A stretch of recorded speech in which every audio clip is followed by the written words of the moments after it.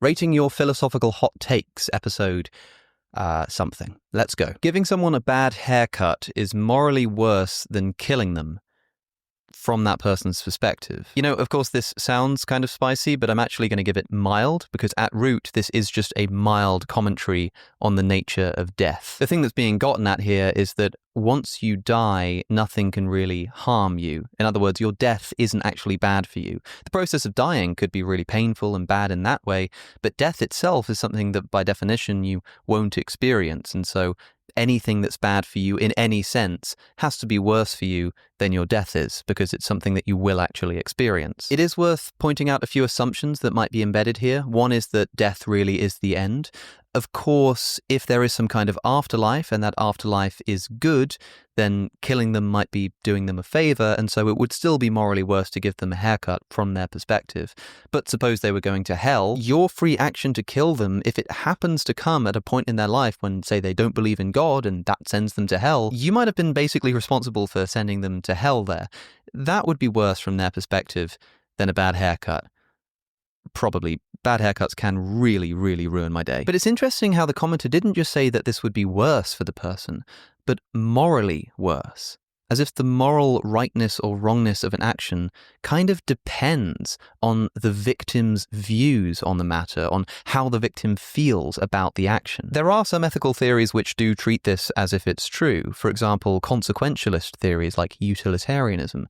The way that somebody reacts in terms of the amount of suffering that they experience is the determinate factor in the morality of an action. With utilitarianism, though, of course, you can't just consider that person's viewpoint, the suffering that they experience.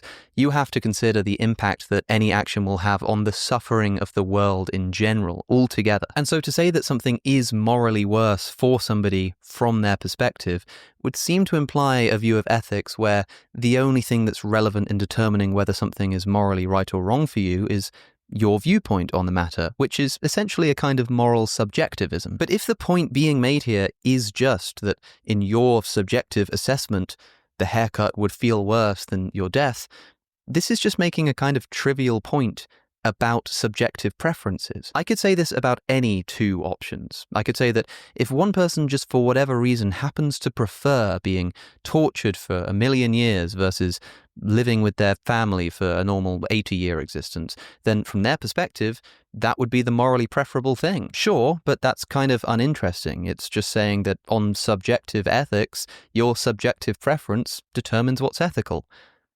Yeah, that's pretty straightforward. The death case is a bit more interesting, though, in that you're kind of forced into a particular preference. It's not just, well, if you happen to prefer this or prefer that. It's like you can't experience anything when you're dead, and so you can't have preferences when you're dead. And so the bad haircut has to be worse for you. Some people will dispute this. There's a big philosophical literature on what, if anything, makes death bad. I'd like to do a video on it at some point in the future. But for example, there is the deprivation account, which says that death is bad for the person who dies because of what it deprives them of. The problem is, of course, that they don't experience the deprivation. And so one response to this view is to say that deprivation can only be bad if you're aware that you're being deprived. Another interesting problem is that the moment you try to ascribe some positive badness to death, especially in a kind of quantifiable sense, like the number of experiences you're being deprived of, you seem to run into this problem. Suppose you compare Shakespeare and Mac Miller, right? They're both dead. But Shakespeare has been deprived of many more experiences than Mac Miller because he's been dead much longer. So is death worse for Shakespeare, like right now, than it is for Mac Miller right now? That doesn't seem quite right. Well, one response to this is to say that the deprivation account only applies to things you're deprived of that you otherwise would have experienced given a natural course of human life. So like 80, 90, 100 years or so. But that seems kind of arbitrary because, at least in principle, we could one day extend human lifespans. Imagine we develop some technology at some point in the future which allows us to live for 1,000 years. Would it be that at that moment that technology is developed, it suddenly becomes worse for Shakespeare to be dead? Because in principle, if he'd had access to that technology, he could have lived for 1,000 years and still be alive today. that still doesn't seem quite right either. There's been a lot said and written about the concept of death in philosophy by people like Shelley Kagan or Thomas Nagel, and like I say, I might make a video on it at some point in the future. But suffice to say, the idea that death isn't actually bad for the person who dies is a relatively mild, common philosophical take, and even when it's dressed up in the specificity of a bad haircut being worse for the person than their own death, it remains, I'm afraid to say, mild. You know, one relatively mild take that was pointed out to me not long ago is that I used to walk around with a massive bulge in my trousers. Let me say that again. I used to have way too much stuff in my pockets, and it looked a bit ridiculous. Even when I was giving talks and stuff, my wallet was bulging out of the side of my leg. I fixed that problem when Exter sent me some replacements. Exter's wallets and card holders are slim, and they hold your cards in a pop-up mechanism for easy access. I've been using the Card Holder Pro. It's made of recycled aluminium with no plastic. It holds up to 14 cards. It fits great in the hand, and it's got a lifetime warranty on it too. And it comes in 7 different colors, making it easy to personalize for yourself, but also making it a great gift to personalize for somebody else. So I've been trying this new way of accessing my cards for a while now, and it genuinely has just made my life a lot easier, as well as solving the problem in my trousers.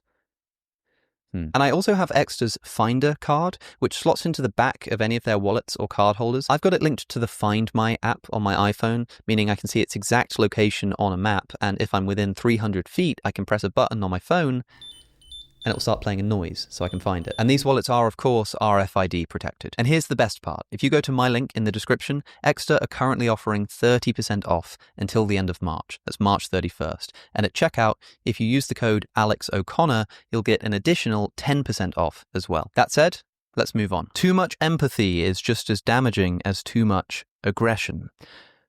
Mild. This does seem maybe a little bit controversial, because when was the last time you met somebody and faulted them for being too empathetic? Like, that person just cares too much about other people. It seems ridiculous to say, but there is a sense in which you can imagine that person being stunted and actually ending up being someone that you kind of didn't want to hang out with, because it gets a bit annoying how often they're constantly making sure everybody's okay and really trying not to do anything that might even possibly upset another person. It could make them quite a difficult person to be around. And this idea that two extremes, both being the opposites of each other, are actually also about as bad as each other, shows up quite commonly in the history of philosophy. In Plato's Philebus, he talks about the importance of proportion. In the words of Socrates, he writes, "Well then, if we cannot capture the good in one form, we will have to take hold of it in a conjunction of 3: beauty, proportion, and truth." In other words, just as important as beauty and truth is proportion. You shouldn't overdo it. But most famously, and more specifically, in Aristotle's Nicomachean Ethics, he discusses virtues as sitting in between excess and deficiency. An example he gives is the continuum between fear on one side and confidence on the other. If you have a deficiency of confidence, then you're a coward. But if you have too much confidence, then you're acting rashly, and both of these are bad. In between the two, with just the right amount of confidence, is what we call courage, and for Aristotle, this is an example of a virtue. And likewise, in between being boastful and being unduly overly modest is being truthful. In between being a buffoon and being boring is being witty. And this concept of striking a balance between two excesses is known as the golden mean, that golden zone in between excesses that makes up virtue. This is a really important concept in virtue ethics, dating back to Aristotle, one of the most important philosophers of all time. But kind of because of that, I just don't think this is a very spicy take. Alex needs to regrow his mustache. Spicy. It's a controversial take. I always thought it looked quite good, but the reactions were, well, mixed. But look, the mustache had its time. It's in the past. I did think it looked quite good, though. I did. A Graham's number, very large number, amount of people getting a speck of dust in their eye, which would have a small but existing increase in suffering, is worse than one person getting brutally tortured until the heat death of the universe.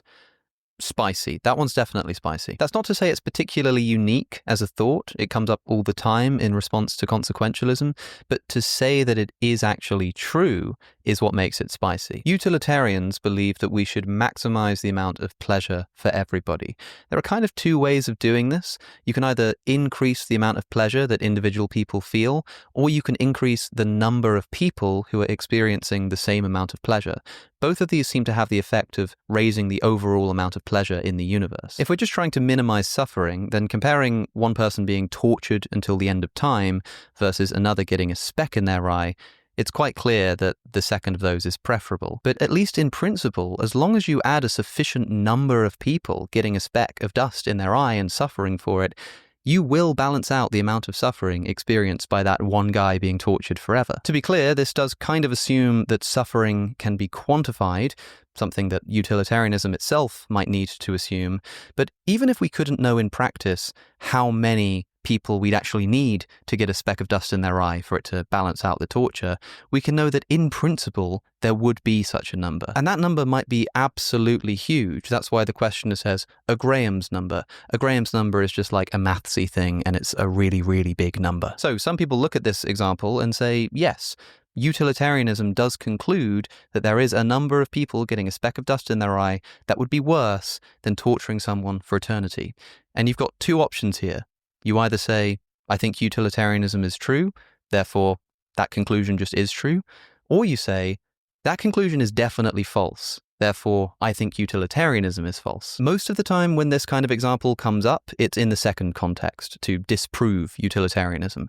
It's what we call a reductio ad absurdum, or reduction to absurdity. This is the process of taking an idea or argument, pushing it to a logical conclusion, showing that logical conclusion is a bit ridiculous or absurd, and therefore demonstrating that the premise it relies on must be false. But this commenter has just bitten the bullet and said, yeah, I think that would be worse. So that's why I'm giving it spicy. By the way, a utilitarian might try to get out of this by saying, okay, well, we should be maximizing pleasure and minimizing suffering, not in terms of the number of people, but in terms of the amount that individuals feel, or at least that the intensity within individuals counts for more than the number of people experiencing pleasure or suffering. In that case, though, you just run up against a different counterexample popularized by Robert Nozick in Anarchy, State and Utopia, called the utility monster. Imagine for a moment some kind of conscious being who is extremely sensitive to pleasure and suffering, to the extent that if you do something to it that's normally pleasurable for an average human being, it experiences 1,000 times the amount of pleasure, 1,000,000 times the amount of pleasure from exactly the same kind of action. Once again, as long as that being's sensitivity to pleasure is strong enough in relation to an average human being, you seem to run into the conclusion that any possible resource of pleasure, any kind of unit of utility, should always be given to this so-called utility monster. If I'm hungry and the utility monster is also hungry, the utility monster is going to be in much more pain because he's much more sensitive to suffering. And by giving him some food, you're increasing the amount of pleasure in the world by orders of magnitude more than you would be by giving me that food. And again, the problem with this is that it just doesn't seem right. It just doesn't seem like the correct thing to do, especially given that this might lead to the conclusion that we should annihilate every other being that exists in the service of the utility monster, because we don't want them suffering, but we want to maximize pleasure. So the best way that we can maximize pleasure overall is to kill everybody else and just give everything to the utility monster. Utilitarians will sometimes reply by saying that, well, no such being exists, so what's the problem? And in fact, in practice, pleasure aggregation seems to work in the opposite way. Like if you've got loads and loads of money, if you're a billionaire and someone gives you $1, it doesn't really add to your pleasure. But if you've only got $10 in your bank account and someone gives you $1, it means all the more. This is the opposite of the utility monster, who seems to just get more and more utility as the pleasure increases. But all of that doesn't matter. I mean, sure, the utility monster doesn't exist, and it would seem a little bit weird if one did, but so what? It's still possible that such a being could exist. There's nothing logically contradictory about such a being's existence, and as long as such a being is possible, it's enough to run against utilitarianism in principle. This is a reductio ad absurdum. If utilitarianism is the objectively correct ethical theory, then it should apply in all circumstances. And yes, this is a purposefully contrived set of circumstances with the utility monster, but its mere possibility is enough to test the principle of utilitarianism and see if it really does apply in all cases. Thus, Robert Nozick writes, utilitarian theory is embarrassed by the possibility of utility monsters. So yeah, utilitarianism has some interesting counterexamples, but this commenter doesn't see this as a counterexample, but rather just a true conclusion of a true ethical theory. So yeah, spicy. If nothing can't exist, something must necessarily exist. I'm going to give this spicy. Perhaps the most foundational philosophical question is, why is there something rather than nothing? But there is a sense in which we could ask, well, could there have been nothing? Is that not a contradiction in terms for there to be nothing? Is nothing not the opposite of being? If so, then could there have been nothing? No, that's a contradiction in terms. There has to have been something. And that kind of trivially answers the question as to why there's something rather than nothing. It couldn't have been any other way. It's like asking why 2 + 2 is 4. It just has to be. It's a matter of logic. But something doesn't seem quite right about that. I can conceive of the universe never having existed. At least I think I can. I'm not really sure what that looks like exactly, but let's say I can conceptually imagine it. And maybe that's relevant here. There is a difference between what Descartes called intellectual understanding and imagination. Descartes gives the example of a 112-sided shape. Can you intellectually understand what a 112-sided shape is? Yes. Right? You know what that means. There are mathematical truths about that shape that you could work out. And so there is a sense in which you intellectually understand what a 112-sided shape is. But can you imagine that shape? Like, can you picture it in your head? I can't. Maybe some of you can, but that seems too difficult to me. And so just because you can't picture something, it doesn't mean you can't understand it as a concept. I can't picture nothing, but I seem to be able to understand what it means for there to have maybe been nothing. But maybe I'm just confused because, after all, the defining feature of nothing is that it, doesn't exist. There was one time when, in response to this question of how can something come from nothing, isn't that illogical, someone commented on one of my videos that true nothingness wouldn't contain anything, including the constraining axiom that something can't come from nothing. I mean, that axiom that something can't come from nothing is a thing. And so if there were really nothing, that constraining axiom wouldn't exist. So why wouldn't something be able to come from nothing? There's nothing constraining that from happening. It's quite an entertaining thought, right? But something about it just doesn't seem quite right to me. Having said that, I can't quite put my finger on what it is that isn't quite right about it.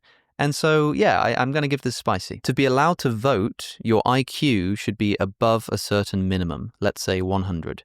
Not only that, the power of your vote should be influenced by your IQ. So that, for example, a 200 IQ person should have twice the voting power of a 100 IQ person.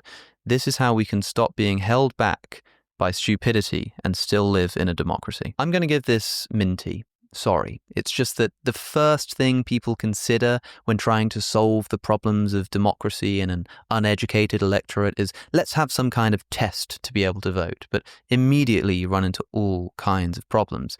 Who is going to administer this test?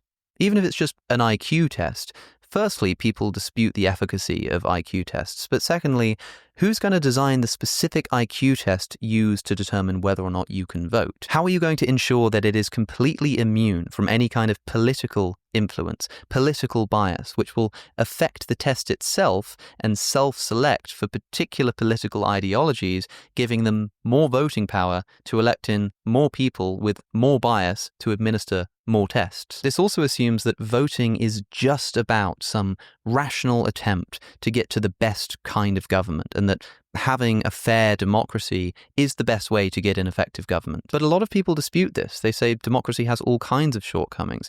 And some of those people still think we should live in a democracy because it's not just this rational attempt to get the best form of government, but rather voting is a right.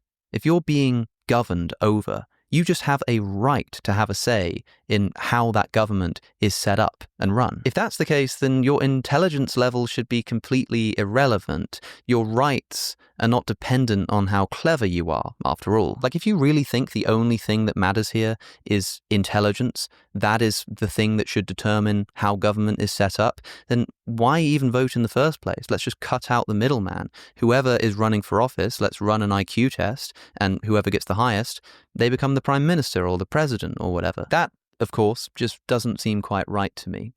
Having said all of this, the fear about uneducated people voting and the idea that there should be some kind of weighted voting system is not unheard of in the history of democratic thought. It's quite controversial to suggest it today because we're just so used to how democracies work in the modern world, but John Stuart Mill, for example, thought that people's voting power should be determined by their education level. So he thought that people with a university education should have more votes than people without a university education. So in a way, I think this take is kind of both wrong and also not that unique, which lands it squarely in the minty category. Monarchy is not that bad when done properly, actually.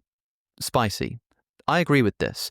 I've had a lot to say about the British monarchy and called for its abolition, which is still technically illegal in the United Kingdom, by the way, so whoops, I guess. But people have falsely labelled me as an anti-monarchist. It's slander. I'm not an anti-monarchist, I'm anti-British monarchy. The British monarchy is essentially a self-defeating institution that claims to retain this right to rule through bloodline whilst also being the head of a liberal democracy. It's contradictory, it doesn't make any sense. And in a lot of the places that matter, the monarchy doesn't have any real practical power, making it kind of redundant as well. But that's not to say that if done properly, monarchy wouldn't be a great form of government. I've never lived under one. I don't know, but it certainly doesn't follow from the shortcomings of the British monarchy that monarchy in principle is bad. But in this day and age, I think that is a relatively uncommon and controversial opinion, so yeah, it's spicy. Free will can be proved by the fact that different people regularly make different choices based on the same information. Minty, again, sorry. The argument that there's no free will suggests in one form that people are essentially products of their causal environments. There's a bunch of input data, the experiences that they have, the information they have access to, and then there's output, their decisions, their actions, their behavior.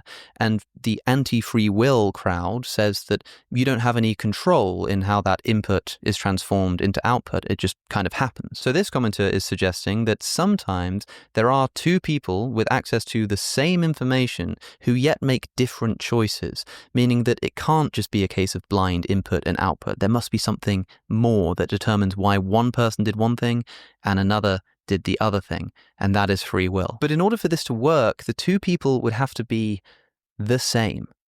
Like, sure, if they're trying to decide what to do right now and they both have the same information relevant to that decision, it might seem weird that they come to different conclusions, but there are all kinds of things going on in the background. Their upbringing, their habits, their ingrained preferences, even like whether they've eaten recently can have a serious effect on the decision that they make in that moment. And so to ensure that these two people really do have the same inputs despite their different choices, you would have to make sure that they did really have all of the same inputs. That is, the same upbringing in the same place with the same parents, the same experiences, the same friendship group growing up, the same conversations with those same friends. In other words, you would have to just describe a single person, because if you make all of those things the same for two people, you're not describing two people anymore. You're just describing one person. So in other words, I'm disputing this take on the grounds that I don't think such a scenario can exist. Of course, two people can hear the same considerations and choose two different things, but there will be other factors at play. I don't think there can be two people who genuinely have the exact same inputs in every single relevant way and yet choose to do something different. I just don't think that's possible. Of course, if you believe in free will, then you might just disagree with me on this point, but there's certainly never been a test case.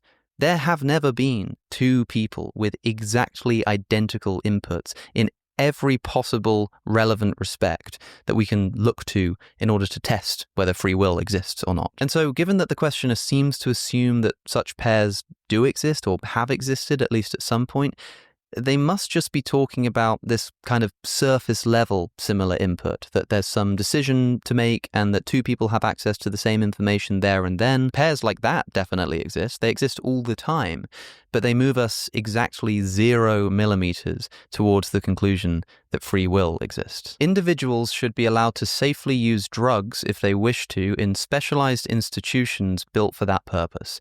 The emergence of practical problems is inevitable, but this should theoretically be an option in an ideal case.